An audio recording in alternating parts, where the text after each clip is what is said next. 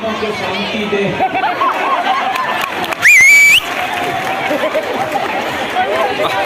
और जो लोग खड़े हैं उनसे मेरा निवेदन है कि जब आपको भगवान ने देखने के लिए आंखें दी है, चलने के लिए पैर दिए हैं, काम करने के लिए हाथ दिया है, तो बैठने के लिए कुछ न कुछ दिए ही है।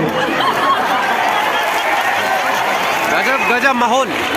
ढंग की जगह देख के बैठ जाओ, अभी तो कार्यक्रम शुरू हुआ है। और ज्यादा देर अगर खड़े रहोगे आता होगा ये किसी न किसी हो जाएगी। किसी न किसी और देश में पुरुषों के पैर भारी होना कोई अच्छी बात का संकेत नहीं है। बेइज्जती मारा ये लड़कों की कुल मिला के। बहुत बढ़िया कार्यक्रम। मैं पहली बार इस जगह पर आया हूँ, यकीन मानिएगा मुझे उम्मीद नहीं थी कि इतना प्यारा कार्यक्रम होता है। एक बार आपके नगर पालिका के जो पदाधिकारी हैं जिन्होंने जिनका सम्मान किया, अपन ब्राह्मण आदमी है, जिसकी खाते हैं उसकी बजाते हैं। हंसी चारों तरफ बिखरी हुई है, देखने की जरूरत है। बच्चे बैठे हुए हैं, बहुत ज्यादा संख्या में बैठे हुए हैं। बच्चे थोड़ा आवाज थोड़ा मत करिएगा, आप देश का भविष्य है मुझे पता है, पर आप मेरा वर्तमान खराब मत करना।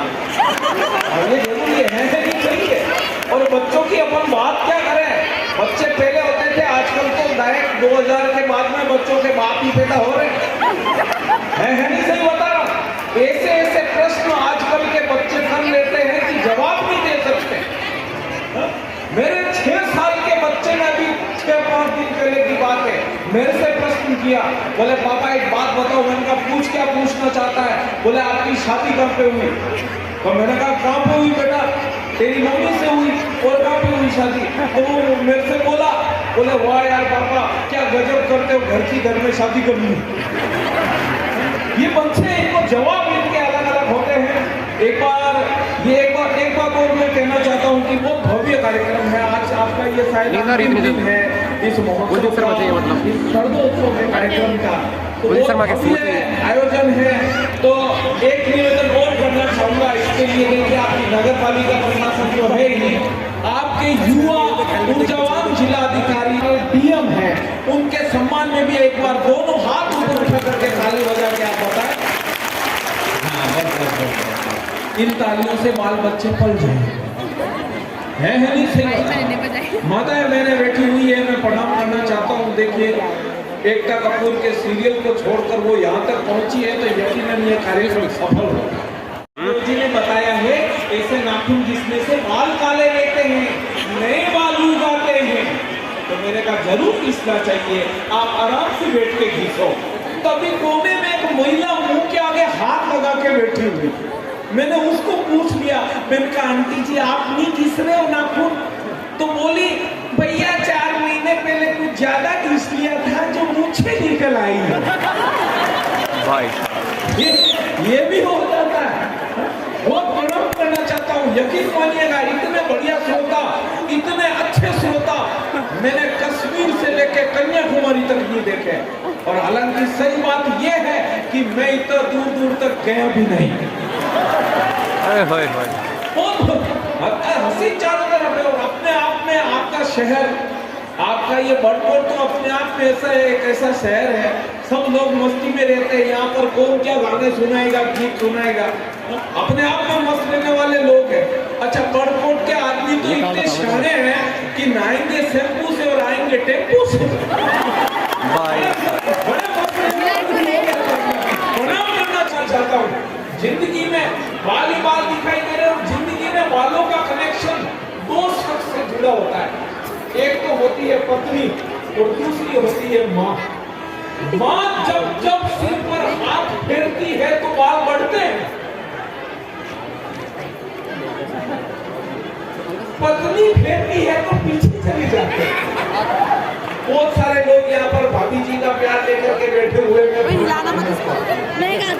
कुछ लोगों को देख के ऐसा लग रहा है जैसे पूरे मोहल्ले ने हाथ घुमा दिया। इसमें तो हालांकि बालों का ये सिस्टम ये चाहिए। अभी पीछे बैठे हुए थे हम लोग, तो बात आ गई थी, वो भाई साहब चले गए, इधर कहाँ गए, उनका पूरा साफ हो रहा था माहौल। तो मैंने पूछ लिया, मैंने कहा यार एक बात बताओ भाई साहब, आपके ये बाल पीछे तक चले गए हैं, आपको इस गंजेपन से कोई समस्या नहीं होती? बोले यार होती है ना, रोज समस्या होती है। मैंने कहा रोज क्या समस्या होती है? बोले यार मैं जब सुबह सुबह मुंह धोता हूँ तो पता नहीं चलता कि कहाँ तक धोना है। ये गंजेपन की समस्या। हंसी चारों तरफ बिखरी हुई है, पुलिस के लोग भी पीछे खड़े खड़े हंस रहे हैं, तो इससे बात साबित हो रही है कि ढंग से करे तो बेटे को भी गुदगुदी होती है। मध्य प्रदेश और राजस्थान पुलिस की बात करेंगे, आपके इधर की उत्तराखंड की और स्पेशली इधर बड़कोट की पुलिस तो बहुत सीधी है बेचारी, इतनी सीधी है, इतनी सज्जन है, जो भी देव प्रेम से रख लेती है। तो पुलिस के बारे में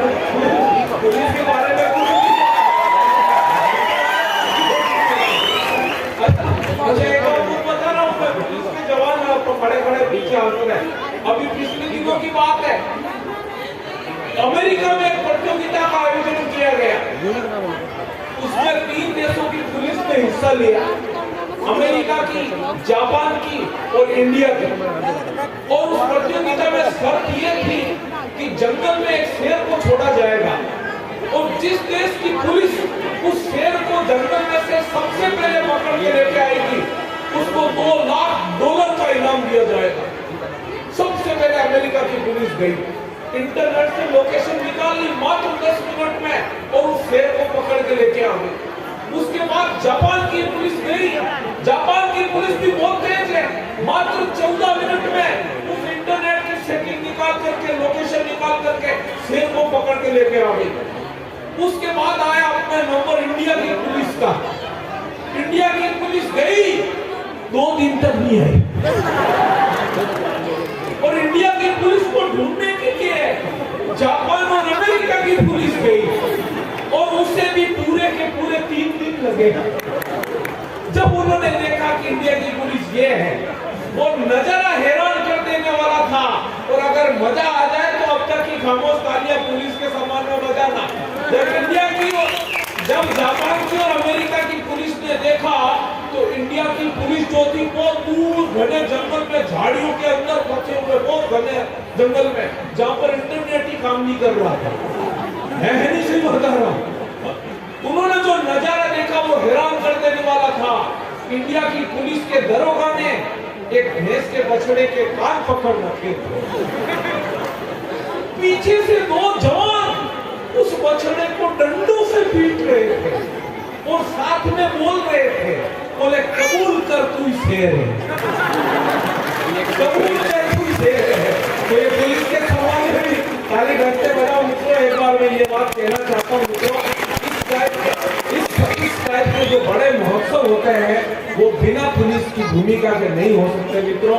ये पुलिस के वही लोग हैं जिन्होंने अपने त्योहारों को छोड़कर जनता के त्योहार सफल किए हैं। तो मैं ये चाहता हूँ कि एक बार ईमानदारी से पुलिस के सम्मान में दोनों हाथ ऊपर उठा करके ताली बजाएं, दोनों हाथ ऊपर उठा करके। पुलिस वाले भैया, इससे ज्यादा मैं आपके सम्मान में बजवा भी नहीं सकता, है नहीं सही है।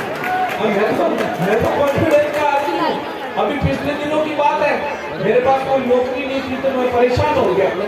तो आपके चेयरमैन मैडम है, उनसे मेरे अच्छे संपर्क है, तो रावत जी को कहा मैडम को, मेरे चेयरमैन मैडम को मैंने कहा मैडम किसी सर्विस का जुगाड़ करवाओ। तो चेयरमैन मैडम ने इधर देहरादून में मेरे को मुर्गी खाने में नौकरी दिलाई, है नहीं सही कह रहा हूँ। अच्छा मुर्गी खाने में नौकरी दिलाई और मैंने नौकरी ज्वाइन करी, दूसरे दिन से मुर्गियों ने अंडे देने बंद कर दिए। तो मैंने दूसरे दिन क्लास ली सारी मुर्गियों की और मैंने कहा अगर कल से सबने 2 अंडे नहीं दिए तो गोली से उड़ा दूंगा। दूसरे दिन गया, सबने 2 दिए, एक ने 1 दिया,